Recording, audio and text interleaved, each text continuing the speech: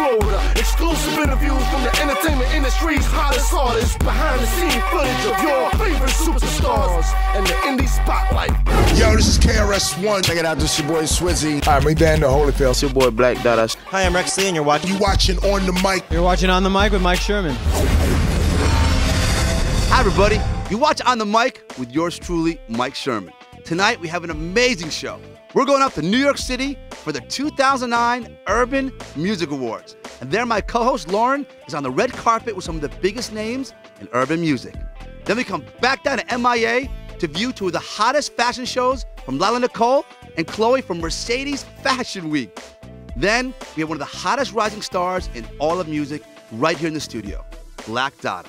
Plus, we catch up with the cast of the hit TV show from HBO, Entourage. So girls, hold on to your seats. And to wrap it up, we go one-on-one with pop sensation Nelly right here in the Fontainebleau. So now let's send it out to my co-host Lauren Brill, who's on the red carpet at the 2009 Urban Music Awards. Lauren, take it away. Thanks, Mike. I'm Lauren Brill at the Urban Music Awards, and tonight we're going to interview some of the most influential people in the industry, including Swiss Beats, Grandmaster Flash, and the widow of Big Pun. Let's go check it out. How important is a night like this to recognize all these great urban musicians?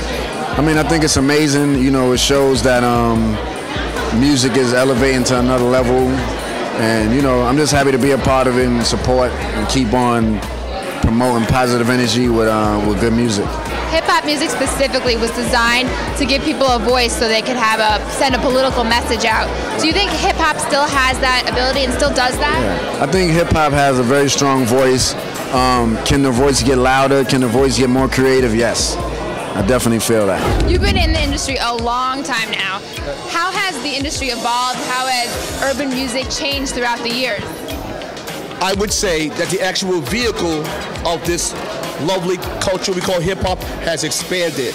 It now allows me to travel to different parts of the world, because at one point this was just a particular culture that was in one place, which was the South Bronx in the 70s. But now it allows me to go to Australia, Japan, England, Germany. I was just in Serbia last week and just did a DJ thing for 30,000 people, you know, so it's a wonderful thing that this particular culture has grown to such a magnitude that so many people around the world that don't even necessarily speak our American language allows this thing to influence them as well. So it's a wonderful thing, I would say. All right, we're here with Liza Rios.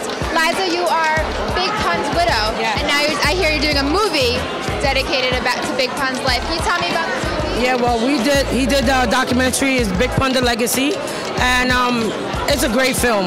It's edited great. It's very educational. Not only on Pun, but just the upbringing of the Bronx itself and the history. So I enjoyed it very well. I learned a few things about my husband myself that I didn't know. So it was a very good experience, and I just hope everyone enjoys it. And we put it out there so the future generations will have something of Pun that they could go back and look at.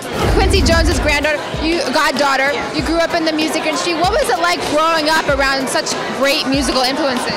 Well, actually tonight I'm performing for a tribute for Michael Jackson, so I've been growing up listening to him as well, and just I love music. I grew up listening to a lot of different styles, so it definitely has shaped the way that I create music now as well. So what's going on with your career? Do you have an album out?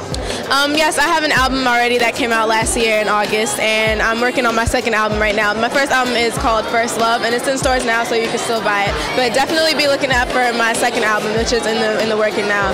You are a legend.